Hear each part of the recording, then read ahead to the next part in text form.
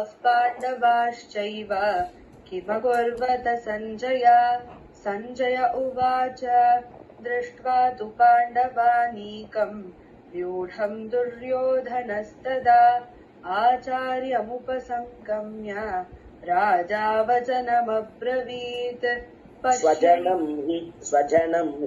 स्वजनं हि कथं हत्वा सुखिनः स्याम माधव। यद्यप्येतेन पश्यन्ति लोभोपहत चेतसः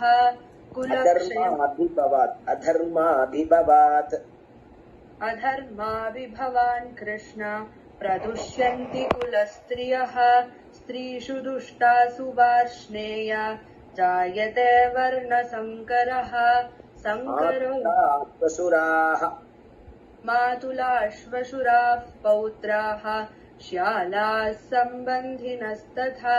एतान्न हन्तुमिच्छामि घ्नतोऽपि मधुसूदन।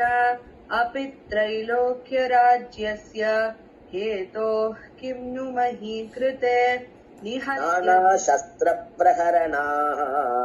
नानाशस्त्रप्रहरणाः सर्वे युद्धविशारदाः। अपर्याप्तं तदस्माकं बलं भीष्माभिरक्षितं। पर्याप्तं त्विदमेतेषां बलं भीमाभिरक्षितम्। जायते वर्णसङ्करः सङ्करो नरकायैव कुलघ्नानां कुलस्य च। जायते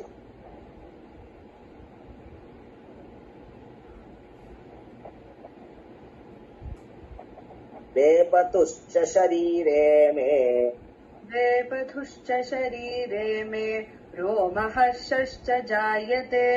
गाण्डीवं स्रंसते हस्तात् त्वक् चैव परिदह्यते। न च शक्नोम्यवस्थातुं भ्रमतीव च मे मनः। निमित्तानि च पश्यामि विपरीतानि केशव। कथं न ज्ञेयमस्माभिः पापादस्मान्निवर्तितुं। कुलक्षयकृतं दोषं प्रपश्यद्भिर्जनार्दन। कुलक्षये प्रणश्यन्ति कुलधर्माः सनातनाः। धर्मे नष्टे कुलं कृत्स्नम् अधर्मो विभवत्युत। अधर्मा विभवत्। Thank you.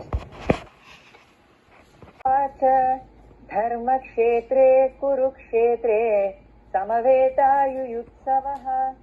मामकाः पाण्डवाश्चैव किमकुर्वत सञ्जय। सञ्जय उवाच दृष्ट्वा तु पाण्डवानीकम् व्यूढम् दुर्योधनस्तदा आचार्यमुपसंगम्य राजा वचनमब्रवीत्। पश्यैताम् तस्मान्नार्हा वयम् हन्तुम् धातराष्ट्रान् स्वबान्धवान्। स्वजनं हि कथं हत्वा सुखिनः स्याम माधव। किं नो राज्येन गोविन्द किं भोगैर्जीवितेन वा। येषामस्ते काङ्क्षितं नः राज्यं पतन्ति पितरो ह्येषाम् लुप्तपिण्डोदकक्रियाः। दोषैरेतैः कुलघ्नाः प्रदुष्यन्ति कुलस्त्रियः। स्त्रीषु दुष्टासु वार्ष्णेय जायते वर्णसङ्करः। मित्रद्रोहे च पातकम् कथं न ज्ञेयमस्माभिः पापादस्मान्निवर्तितुम्। कुलक्षयकृतं दोषं प्रपश्यद्भिर्जनार्दन। अशस्त्रं शस्त्रपाणयः धार्तराष्ट्रारणे हन्युः तन्मे क्षेमतरं भवेत्। सुखिनः स्याम माधव। यद्यप्येतेन पश्यन्ति लोभोपहत चेतसः। कुलक्षयकृतं दोषं मित्रद्रोहे च पातकम् कथं न ज्ञेयमस्माभिः पापादस्मान् तान् निबोधद्विजोतम नायका मम सैन्यस्य सन्न्यार्थम् राजा वचनमब्रवीत् पश्यैताम् पाण्डुपुत्राणाम् आचार्यमहतीम् समो राजा अनन्तविजयम् राजा कुन्तीपुत्रो युधिष्ठिरः नकुलः सहदेवश्च सुघोषमणिपुष्पकौ काश्यश्च परमेश्वासः उवाच पार्थ पश्यैतान् समवेतान् कुरूनिति समवेतायुयुत्सवः मामकाः पाण्डवाश्चैव किमकुर्वत सञ्जय सञ्जय उवाच दृष्ट्वा तु पाण्डवानीकम् व्यूढम् दुर्योधनस्तदा अधर्माभिभवात् कृष्ण प्रदुष्यन्ति कुलस्त्रियः स्त्रीषु दुष्टासु वार्ष्णेय जायते प्रतीकारम् अशस्त्रम् शस्त्रपाणयः धार्तराष्ट्रारणे हन्युः तन्मे क्षेमतरम् भवेत् श्रेयोनुपश्यामि हत्वा स्वजनमाहवे न काङ्क्षे विजयम् कृष्ण न च राज्यम् सुखानि च न हन्तुमिच्छामि घ्नतोऽपि मधुसूदन अपि त्रैलोक्यराज्यस्य हेतोः किम् नो राज्येन गोविन्द किम् भोगैर्जीवितेन वा एषामर्थे काङ्क्षितम् द्रुपदो द्रौपदेयाश्च सर्व एव महारथाः अस्माकम् तु उत्तमौ जाश्च वीर्यवान् सौभद्रो द्रौपदेयाश्च सर्व एव महारथाः अस्माकम् तु विशिष्टाये वर्णसङ्करः सङ्करो नरकायैव कुलघ्नानाम् कुलस्य च ऋषिकेशः देवदत्तम् धनञ्जयः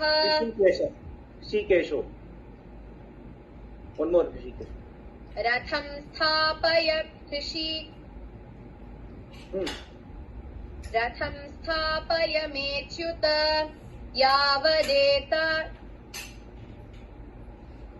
एवमुक्तो ऋषिकेशः गुडाकेशेन भारत सेनयोरुभयोर्मध्ये स्थापयित्वा रथोत्तमम् महारथाः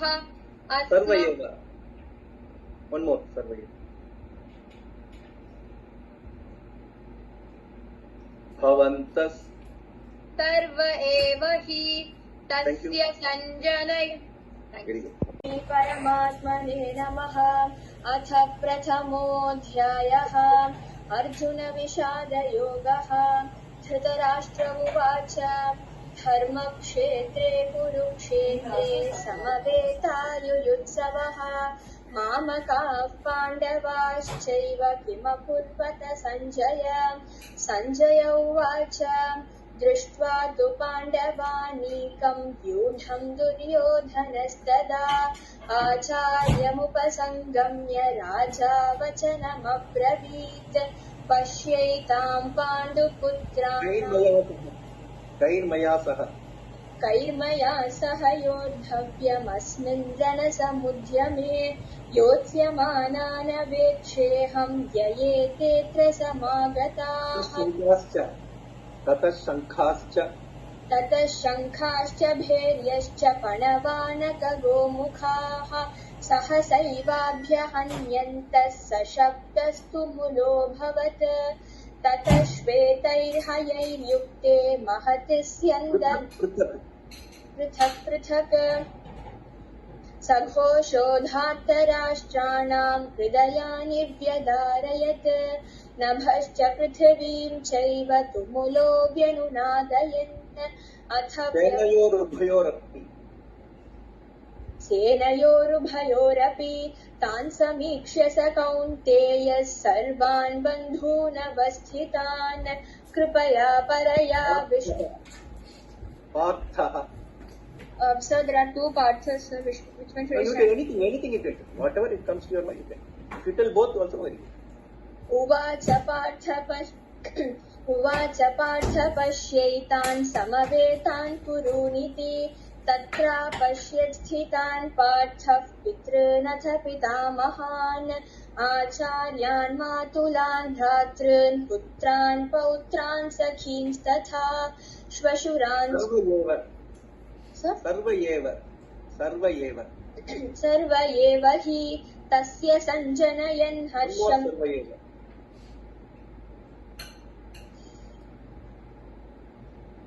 सर्व एव महारथाः अस्माकं तु विशिष्टाये तान् विबोधद्विजोत्तम नायका मम सैन्यस्य संज्ञार्थं तान् ब्रवीमि ते भवान्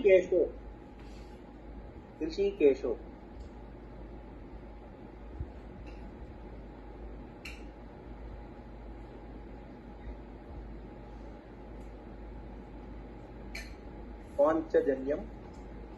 पाञ्चजन्यं हृषीकेशो देवदत्तं धनञ्जयः पौण्ड्रं दध्मौ महाशङ्खं भीमकर्मा वृकोदरः अनन्तविजयम् न च श्रेयोऽनुपश्यामि हत्वा स्वजन धृतराष्ट्र उवाच धर्मक्षेत्रे कुरुक्षेत्रे समवेतायुयुत्सवः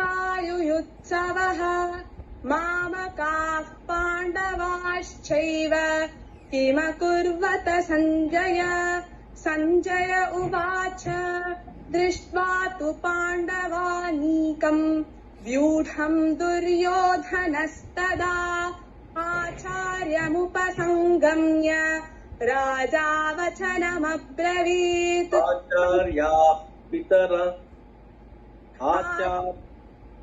आचार्याः पितरः पुत्राः तथैव च पितामहाः मातुलाः श्वशुराः पौत्राः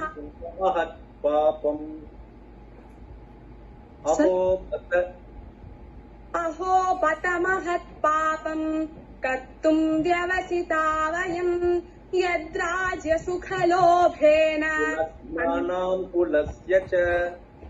कुलघ्नानाम् कुलस्य च पतन्ति पितरो ह्येषाम् लुप्तपिण्डोदकक्रियाः दोषैरेतैः कुलघ्नानाम् कृपया परयाविष्टः विषीदन्निदमब्रवीत् अर्जुन उवाच दृष्ट्वेमं स्वजनं कृष्ण पणवानकगोमुखाः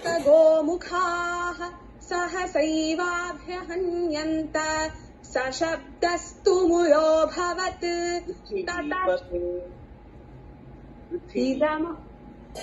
पृथिवीपते सौभद्रश्च महाबाहुः शङ्खान् दध्मुः पृथक् पृथक्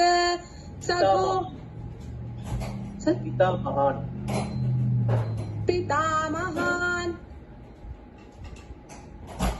आचार्यान् मातुलान् भ्रात्रान् पुत्रान् पौत्रान् सखींस्तथा श्वशुरान् आचार्यान् once again पितॄनथ पितामहान्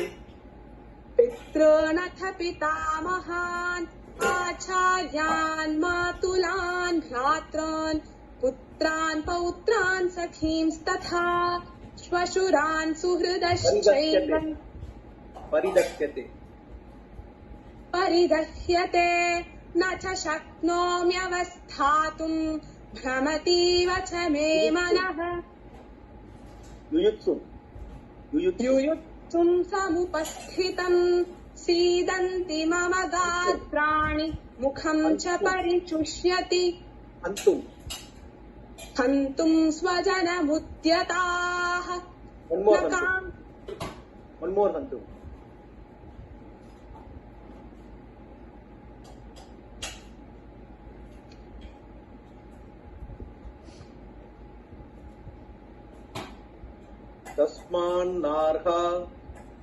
तस्मान्नार्हा वयम् हन्तुम् धार्तराष्ट्रान् स्वबान्धवान् स्वजनम् हि कथम् अथ प्रथमोऽध्यायः From Dhritarashtra, straight away. Dhritarashtra उवाच धर्मक्षेत्रे कुरुक्षेत्रे समवेतायुयुत्सवः मामकाः पाण्डवाश्चैव किमकुर्वत सञ्जय सञ्जय उवाच दृष्ट्वा तु पाण्डवानीकम् व्यूढम् दुर्योधनस्तदा आचार्यमुपसङ्गम्य राजा वचनमब्रवीत् पश्यैताम् पाण्डुपुत्राणाम् अनन्तविजयम् राजा कुन्तीपुत्रो युधिष्ठिरः नकुलः सहदेवश्च येषामर्थे काङ्क्षितम् नः राज्यम् भोगाः सुखानि च तैमेव स्थिता युद्धे सर्वेषाम् च महीक्षिताम् उवाच पार्थ पश्यैतान् समवेतान् कुरूनिति तत्रापश्यत् स्थितान् पार्थ लोभोपहतचेतसः कुलक्षयकृतम् दोषम् मित्रद्रोहे च पातकम् कथम् न ज्ञेयमस्माभिः आचार्याः पितरः पुत्राः तथैव च पितामहः आचार्यान् मातुलान् भ्रातॄन्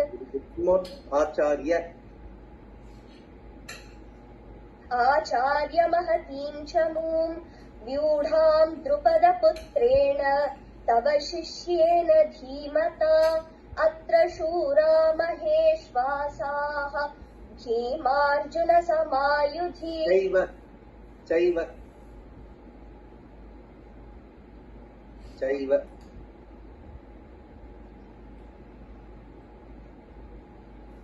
पाण्डवाश्चैव मामकाः पाण्डवाश्चैव किमकुर्वत सञ्जय सञ्जय उवाच दृष्ट्वा तु पाण्डव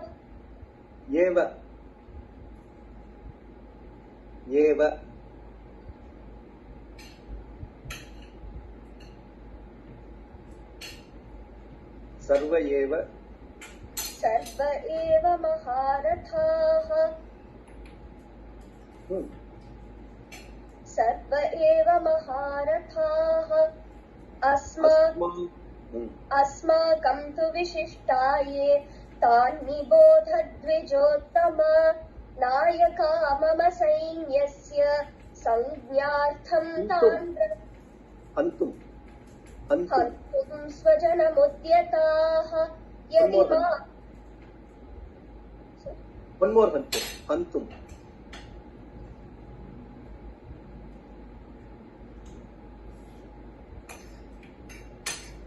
Vayam Hantum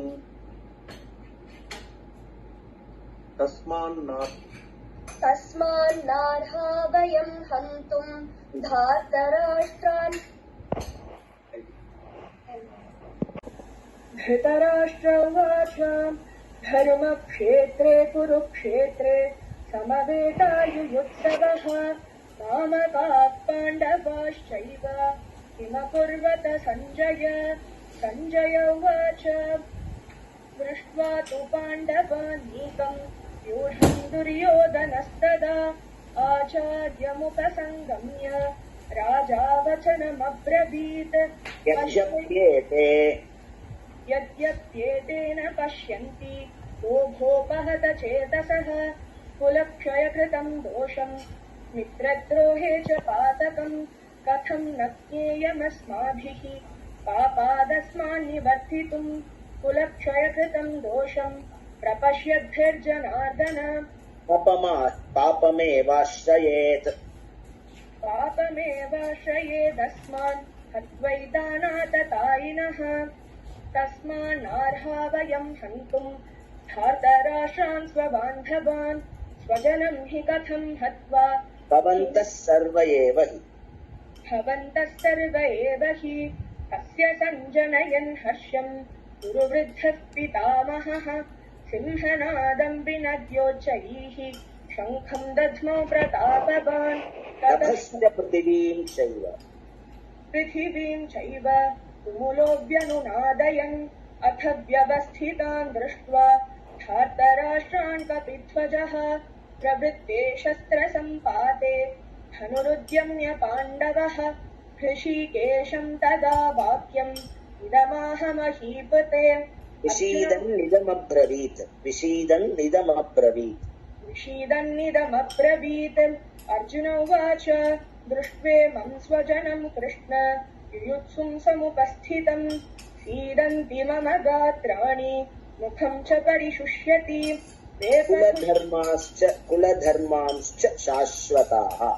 कुलधर्माश्च शाश्वताः धर्मे नष्टे कुलम् कृत्स्नम् अधर्माभिभवाद्युत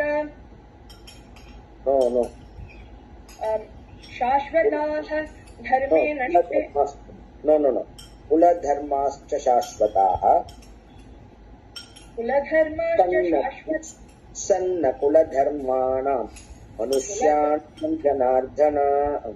सन्न कुलधर्माणाम् मनुष्याणां जनार्दन नरके नियतं वासः भवतीत्यनुशुश्रुमाम् अहो बत महत्पापम् कर्तुम् व्यवसिता वयम् मध्ये सेनयोरुभयोर्मध्ये रथं स्थापयमेच्युत और सेनयोरुभयोर्मध्ये सेनयोरुभयोर्मध्ये रथं स्थापयमेच्युत यावदेदान्निरीक्षेऽहम् अनदर् वन् सेनयोरुभयोर्मध्ये स्थापयित्वा रथोत्तमम् भीष्मद्रोणप्रमुखतः सर्वेषाम् च महीक्षिताम् उवाच पार्थ पश्यैता समवेतान् कुरूनिति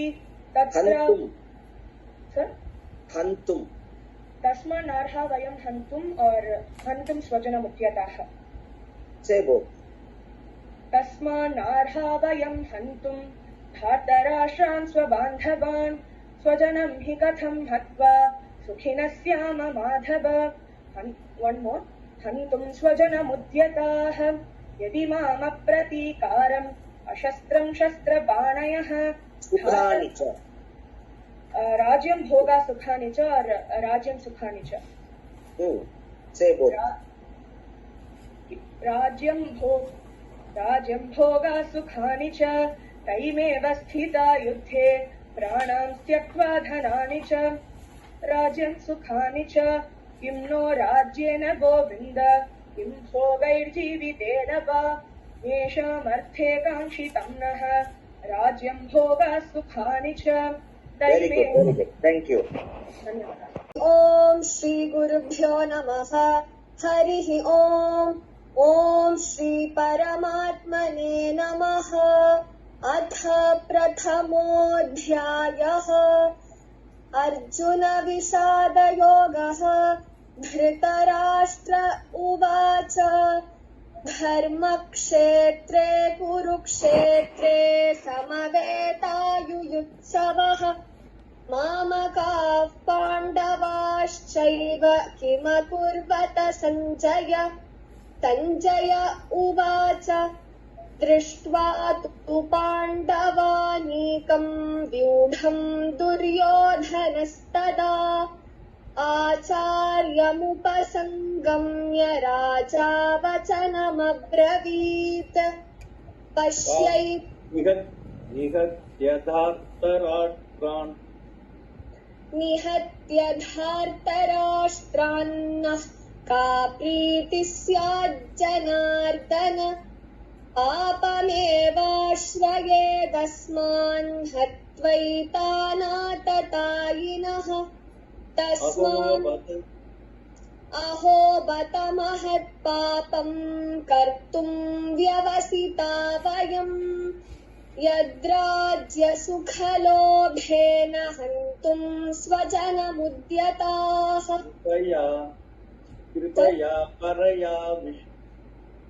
कृपया परया विष्टो विषीदन्निदमब्रवीत् अर्जुन उवाच दृष्ट्वेमं स्वजनं कृष्ण युयुत्सुं समुपस्थितम् सीदन्ति मम गात्राणि मुखं च परिशुष्यति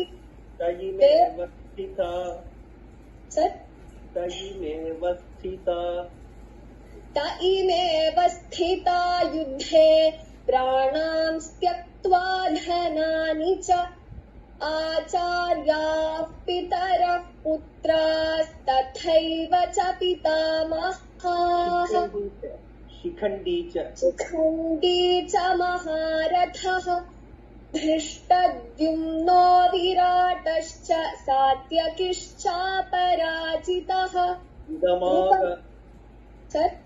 इदमाह महीपते अर्जुन उवाच सेनयोरुभयोर्मध्ये रथं स्थापयमेच्युत यावदेतान् विषीदन्निदमब्रवीत् अर्जुन उवाच दृष्ट्वेमं स्वजनं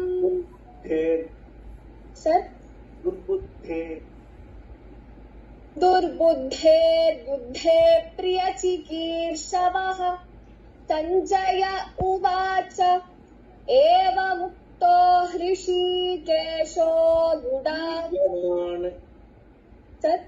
वीर्यवान्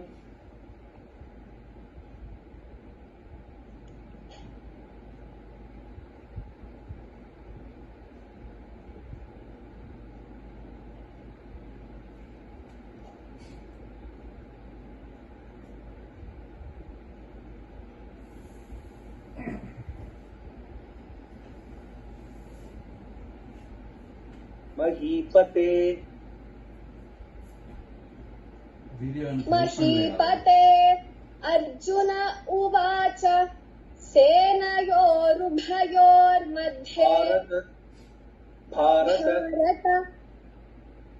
सेनयोरुभयोर्मध्ये स्थापयित्वा रथोत्तमम् भीष्मद्रोणप्रमुखतः प्रियचिकीर्षवः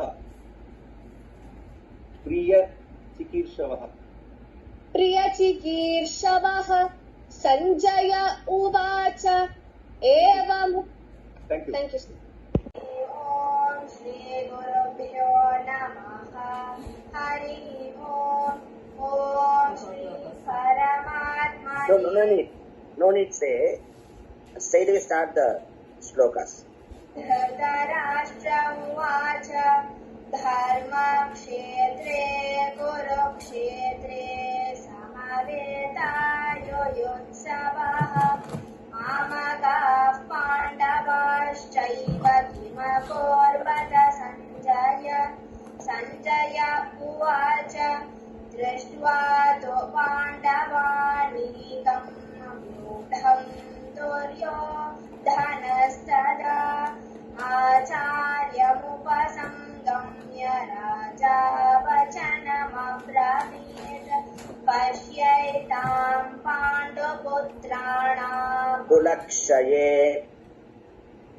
कुलक्षये प्रणश्यन्ति कुलधर्माः सनातनाः धर्मे नष्टे कुलं अधर्मोऽभिभवत्युत अधर्माभिभवात् कृष्ण तदोष्यन्ति कुलस्त्रियः एवमुक्त्वा सञ्जय उवाच एवमुक्त्वार्जुनः सङ्ख्ये रथोपस्थ उपाविशत् विसृज्य सशरं चापं शोकसंविघ्नमानसः ॐ नानाशस्त्रप्रहरणाः नानाशस्त्रप्रहरणाः सर्वे युद्धविशारदाः अपर्याप्तं तदस्माकं फलं भीष्माभिरक्षितम् पर्याप्तं त्विदमे तेषां फलं भीमाभिरक्षितम्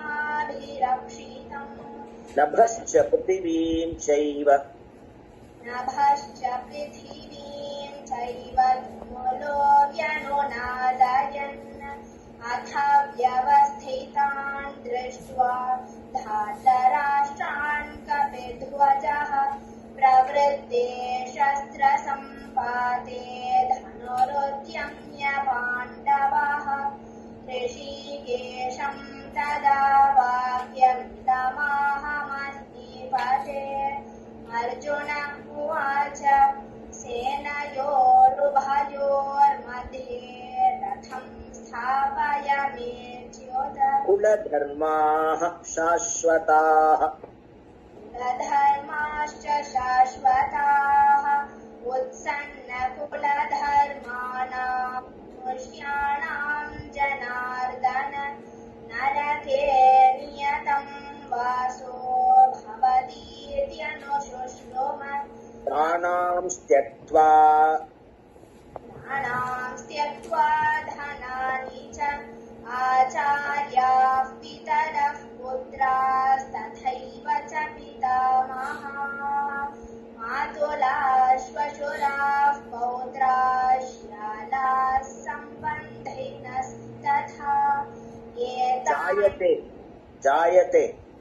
जायते गाण्डीवं स्रंसते हस्तात् वक्षैव परिदह्यते न च शक्नोम्यवस्थातुं भ्रमतीव च मे मनः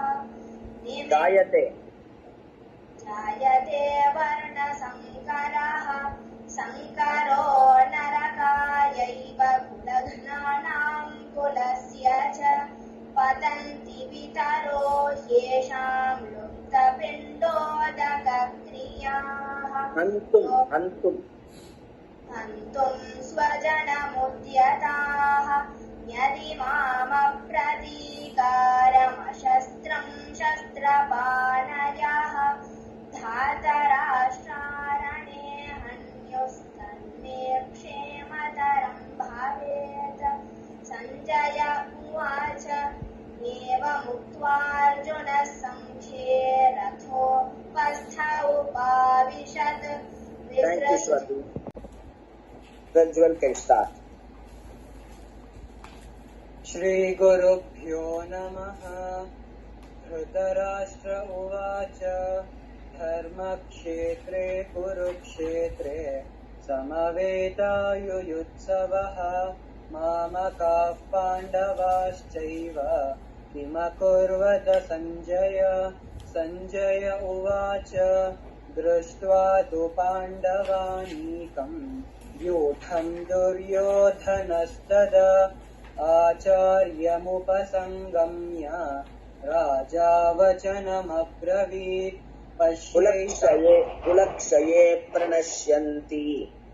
कुलक्षये प्रणश्यन्ति कुलधर्माः सनातनाः धर्मे नष्टे कुलम् कृत्स्नम् अधर्मोऽपि भवत्युत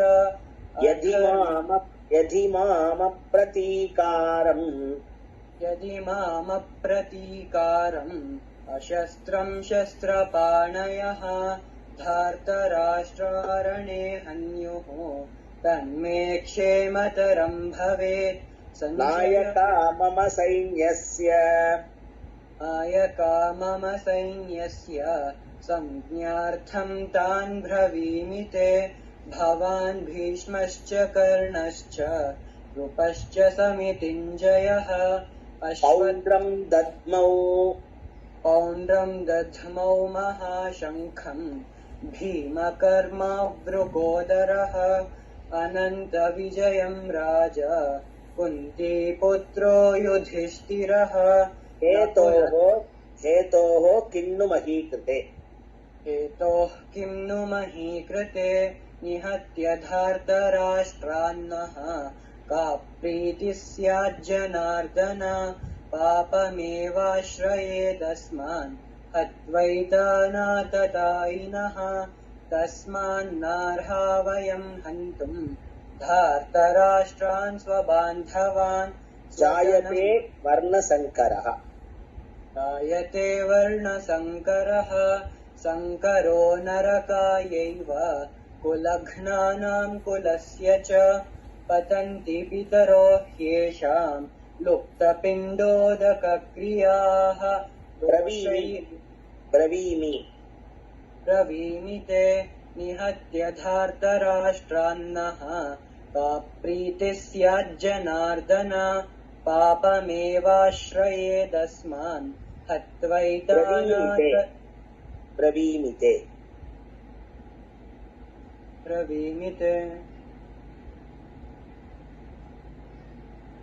भवान् भीष्मश्च कर्णश्च कृपश्च समितिञ्जयः अश्वत्थामा विकर्णश्च सौमदत्तिस्तथैव च अन्ये च बहवः शूराः मदर्थे त्यक्तजीविताः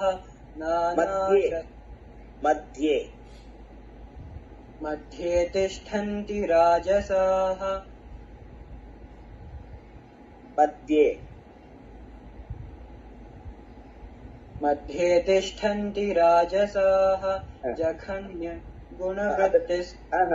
अर्थमध्ये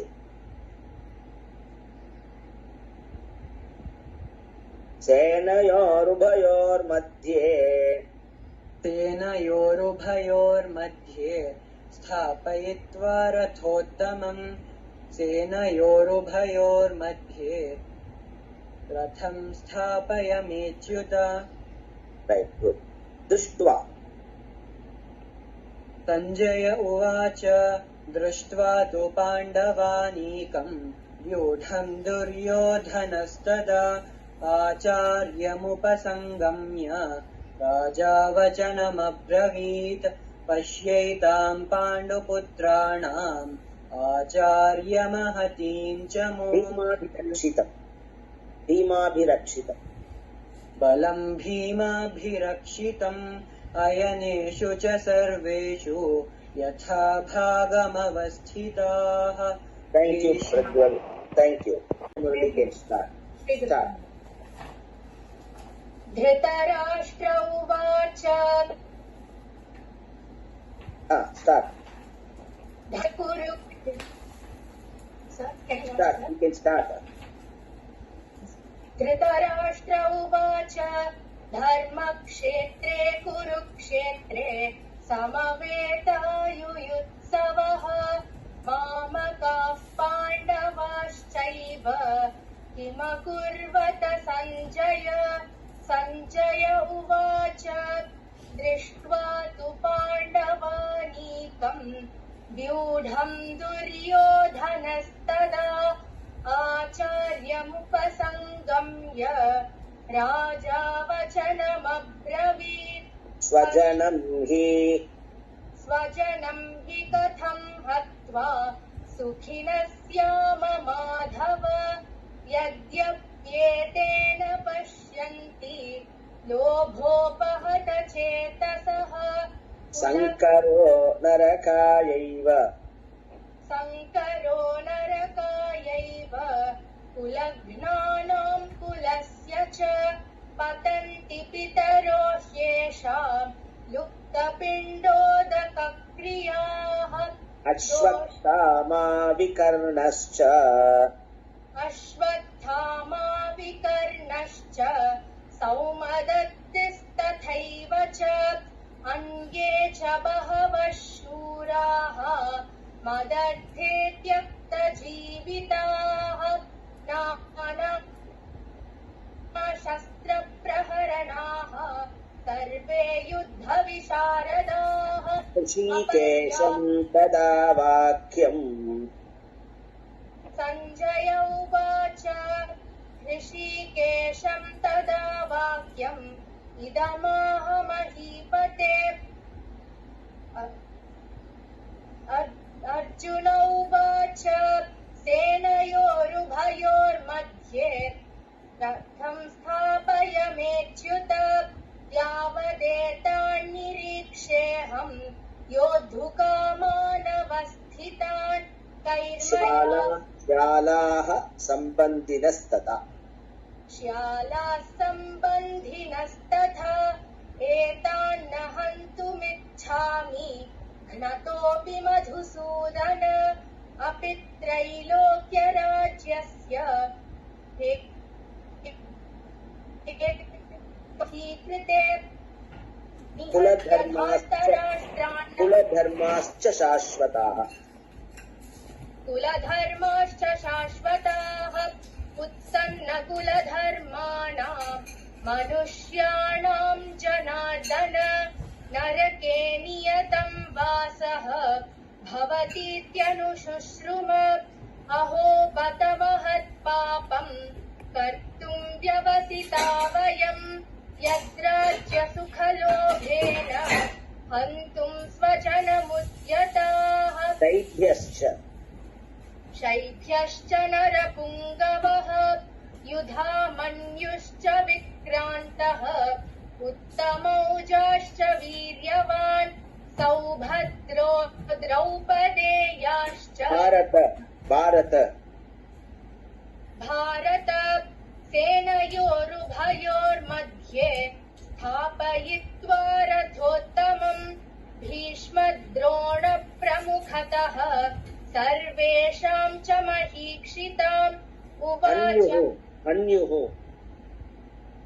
अन्युः तन्मे क्षेमतरं भवेत् निहत्य धार्तराष्ट्रान्नः का प्रीतिः स्यात् जनार्दन पापमेव श्रयेदस्मान् हत्वैतानाततायिनः तस्मान्नार्हा वयं हन्तुं धार्तराष्ट्रान् स्वबान्धवान् स्वजनम् अन्युः धार्तराष्ट्रारणे हन्युः तन्मे क्षेमतरं भवेत्. Then Sanjaya Vacha Eva Muktvarjuna. Okay, that line should come. Eva Muktvarjunasya. Right. Sanjaya Uvacha. Okay. Sanjaya Uvacha Eva Muktvarjuna Sankhye Rathopastha Upavishat Visrijya Keshava न च श्रेयोऽनुपश्यामि हत्वा स्वजनमाहवे न काङ्क्षे विजयं कृष्ण न च राज्यं सुखानि च किं नो राज्येन धृतराष्ट्र उवाच धर्मक्षेत्रे कुरुक्षेत्रे समवेतायुयुत्सवः मामकाः पाण्डवाश्चैव किमकुर्वत सञ्जय. सञ्जय उवाच दृष्ट्वा तु पाण्डवानीकं व्यूढं दुर्योधनस्तदा आचार्यमुपसङ्गम्य राजा वचनमब्रवीत् पश्यैतां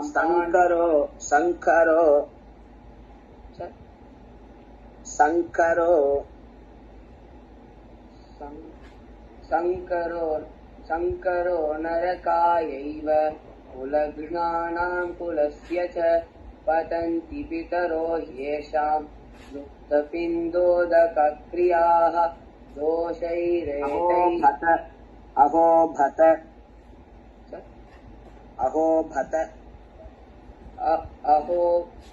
अहो भत महत् पापं कर्तुं व्यवसिता वयं यद्राज्यसुखलोभेन हन्तुं स्वजनमुद्यताः यदि मामप्रतीकारम् अशस्त्रं शस्त्रपाणयः ऋषिकेशं तदा वाक्यम् ऋषिकेशं तदा वाक्यम् इदमाह महीपते अर्जुन उवाच सेनयोरुभयोर्मध्ये रथं स्थापयमेच्युत यावदेतान्निरीक्षेऽहं योद्धुकामानवस्थितान् कैर्मया सह योद्धव्यम् अस्मिन् रणसमुद्यमे वेपतुश्च शरीरे मे वेपतुश्च शरीरे मे रेवतुश्च शरीरे मे रोमहर्षश्च जायते गाण्डीवं स्रंसते हस्तात् त्वक्चैव परिदह्यते न च शक्नोम्यवस्थातुं भ्रमतीव च मे मनः निमित्तानि च पश्यामि विपरीतानि केशव न च प्राणान् त्यक्त्वा धनानि च प्राणां त्यक्त्वा धनानि च आचार्याः पितरः पुत्राः तथैव च पितामहाः मातुलाः श्वशुराः पौत्राः शालासम्बन्धिनस्तदा तथा जायते वर्णसङ्करः जायते वर्णसङ्करः सङ्करो नरकायैव कुलघ्नानां कुलस्य च पतन्ति पितरो ह्येषां लुप्तपिण्डोदकक्रियाः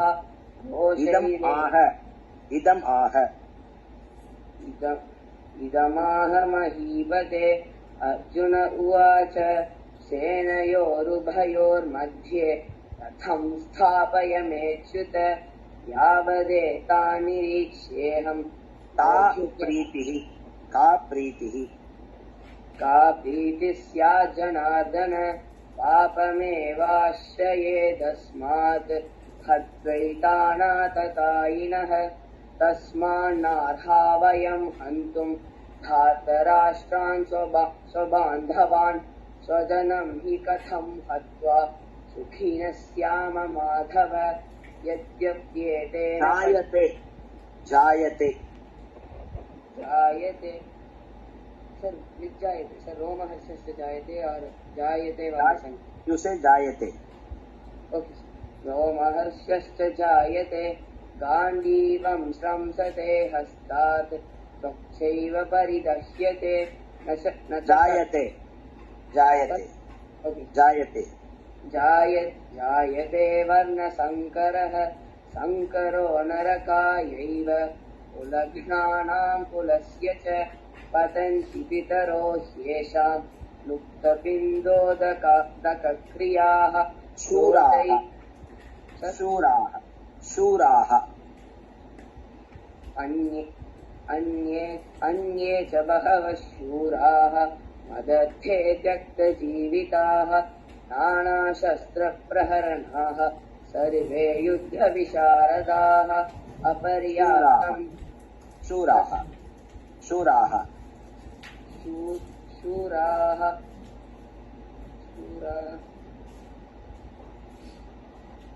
मातुला श्वशुराः पौत्राः शालासम्बन्धिनस्तथा शूराः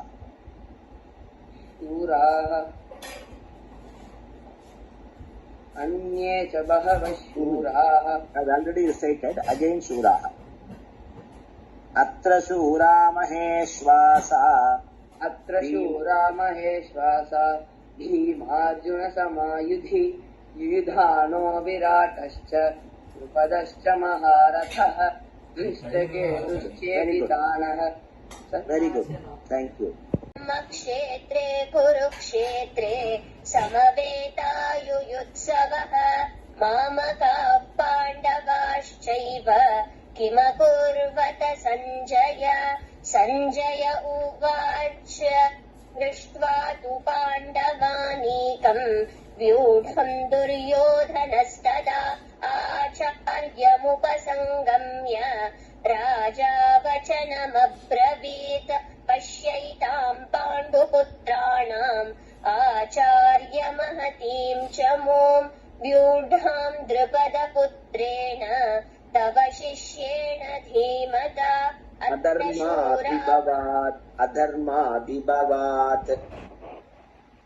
अधर्माभिभवात् कृष्ण प्रदुष्यन्ति कुलस्त्रियः स्त्रीषु दुष्टासु वार्ष्णेय जायते वर्णसङ्करः सङ्करो नरकायैव कुलघ्नानाम् कुलस्य च पतन्ति पितरो ह्येषाम् लुप्तपिण्डोदकक्रीत् दोषैरेतैः कुलघ्नानाम् यदिमामप्रतीकारम्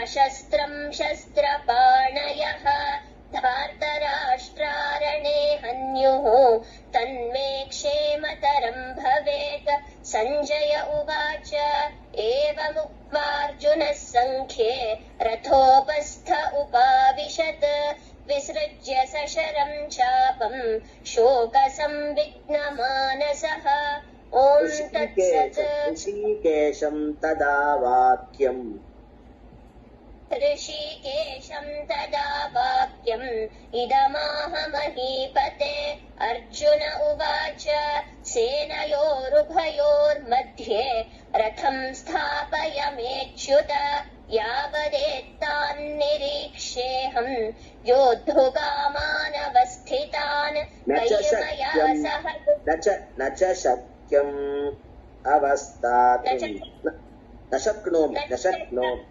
व्यवस्थातुम् मे मनः निमित्तानि च पश्यामि विपरीतानि केशव न च श्रेयोनुपश्यामि हत्वा स्वजनमाहवे न काङ्क्षे विजयम् कृष्ण न च राज्यम् सुखानि च किं नो राज्येन धार्तराष्ट्रान् स्वबान्धवान् धार्तराष्ट्रान् स्वबान्धवान् स्वजनम् हि कथम् हत्वा सुखिनः स्याम माधव यद्यप्येतेन पश्यन्ति लोभोपहत चेतसः कुलक्षयकृतम् दोषम् मित्रद्रोहे च पातकम् कथम् युद्धे प्रियचिकीर्षवः सञ्जय उवाच एवमुक्तो हृषीकेशः गुडाकेशेन भारत सेनयोरुभयोर्मध्ये स्थापयित्वा रथोत्तमम् मुखं च परिशुष्यति वेपथुश्च शरीरे मे रोमहर्षश्च जायते गाण्डीवम् स्रंसते हस्तात् त्वक्चैव परिदह्यते न च जायते वर्णसङ्करः सङ्करो नरकायैव कुलघ्नानाम् कुलस्य च पतन्ति पितरो ह्येषाम् लुप्तपिण्डोदकक्रियाः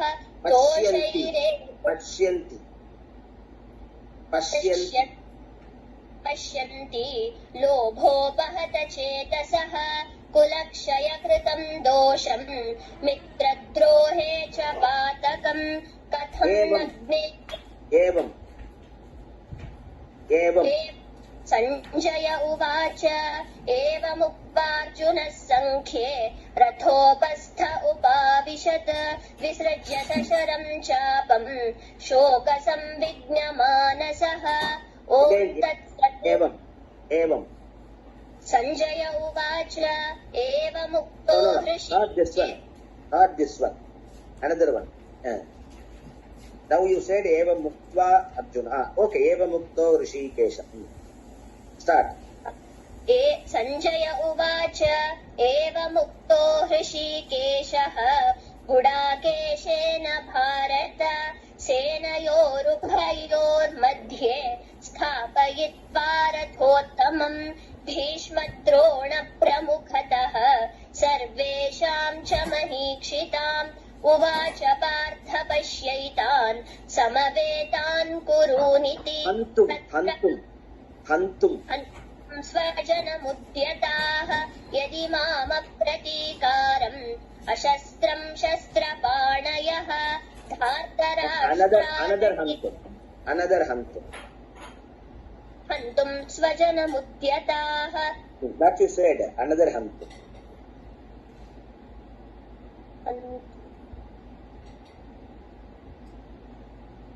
तस्मान्नार्हा वयं हन्तुम् धार्तराष्ट्रान् स्वबान्धवान् अस्मान्नार्हा वयं हन्तुम् धार्तराष्ट्रान् स्वबान्धवान् स्वजनं हि कथं हत्वा सुखिनः स्याम माधव यद्यप्येते